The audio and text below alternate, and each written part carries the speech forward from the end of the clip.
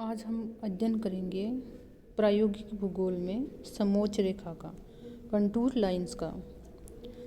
समोच्च रेखाएं, जैसा कि इसके नाम से ही स्पष्ट है कि ये ऊंचाई को प्रदर्शित करने वाली या उच्चावच को प्रदर्शित करने वाली रेखाएं हैं और इनकी सहायता से मानचित्र में जो उच्चावच प्रदर्शित किया जाता है वो अच्छी तरीके से किया जा सकता है। ये उच्चावच के निरूपण की एक मानक विधि है जिस पर बाकी जो अनेक विधियाँ हैं वो इस पर निर्भर भी होती है, इस पर आधारित भी होती है।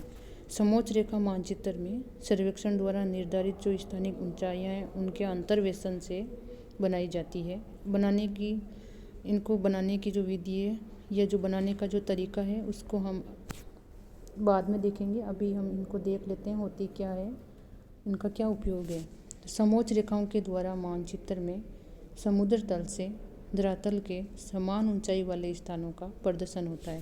अर्थात समुद्र तल से समान ऊंचाई वाले जो स्थान होते हैं उनको मिलाने वाली जो रेखाएं होती है उनको हम समोच्च रेखा कहते हैं। सरल शब्दों में कहें तो धरातल पर समुद्र तल से समान ऊंचाई वाले जो समीपस्थ बिंदु हैं उनको हम जोड़ें तो वो जो एक काल्पनिक रेखा बनती है उसी को हम कहते हैं समोच्च रेखा।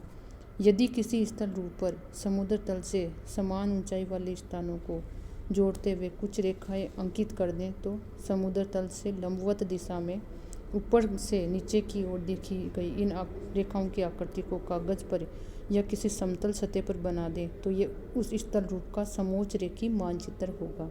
अर्थात एक समोच्च रेखी मानचित्र में विभिन्न रेखाओं को दिखाया जाता है, उससे पता चलता है कि वो स्थल रूप कैसा है, वो उसकी समोच्च रेखाओं को दर्शाती है। जैसा कि चित्र 6.6 में दिखाया गया है तो हम वो भी देखेंगे। ये रही समोच्च, जैसे 400 मीटर, 300 मीटर, 200 मीटर और 100 मीटर और 0 मीटर, यानी समुद्र तल से 400 मीटर ऊंचाई तक का ये स्थल है। जैसे कोई पर्वत है तो ऊंचाई वाला भाग एकदम गोलाकार हो गया है, तो ये समोच्च रेखी मानचित्र है इस पर्वत का।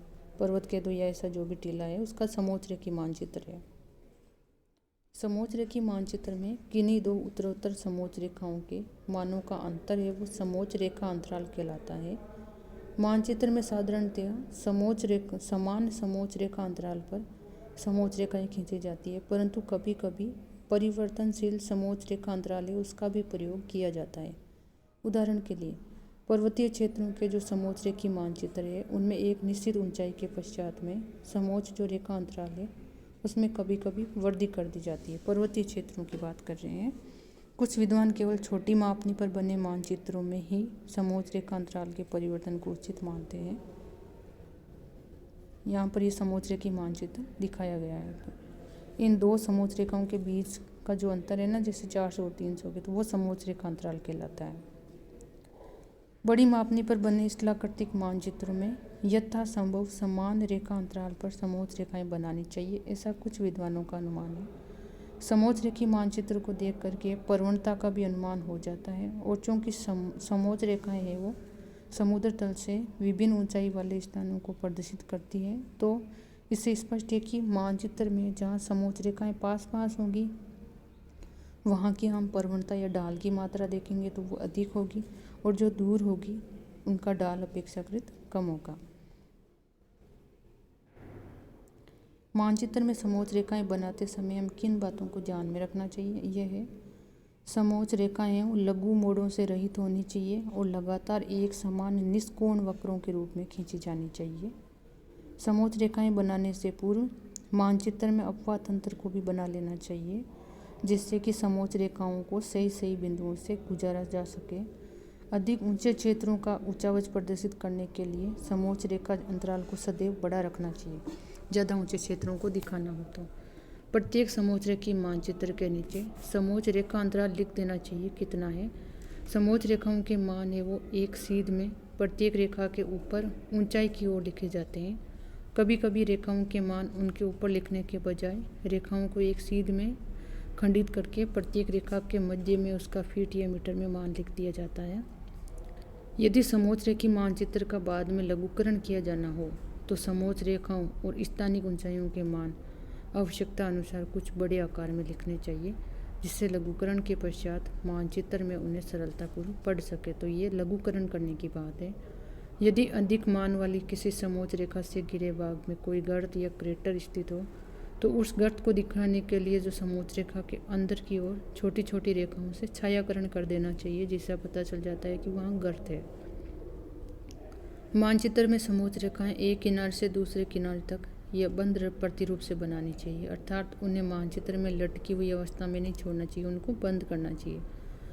और लंबवत ढाल होने की दशा में विभिन्न मान वाली समोच्च रेखाएं हैं वो एक दूसरे के ऊपर स्थित होती है, परंतु विभिन्न मान वाली दो समोच्च रेखाओं को परस्पर काटते हुए नहीं बनाया जाता है। समोच्च रेखाओं को काटते हुए नहीं बनाना है। आकृति रेखाओं की बात करें तो मानचित्र में जो समोच्च रेखाओं के बीच में खींची गई अनुमानित समोच्च रेखाएं होती है वो आकृति रेखाएं कहलाती है।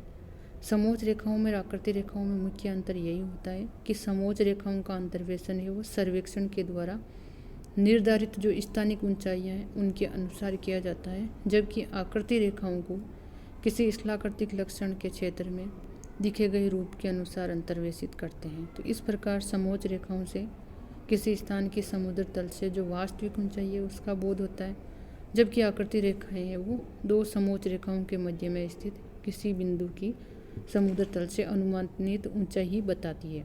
मानचित्र में पहचान के लिए आकृति रेखाओं को खंडित रेखाओं के रूप में बनाया जाता है, उससे पता चलता है कि ये आकृति रेखाएं हैं, अर्थात इनकी एकदम सही ऊंचाई हमारे पास नहीं है, यह अनुमानित ऊंचाई है। तो अपेक्षाकृत निम्न ऊंचाई वाले जो प्रदेश हैं उनके बड़े समोच्च रेखा अंतराल पर बने समोच्च रेखीय मानचित्र में छोटे छोटे स्थलाकृतिक लक्षणों को स्पष्ट करने के लिए आकृति रेखाएं विशेष रूप से उपयोगी होती हैं।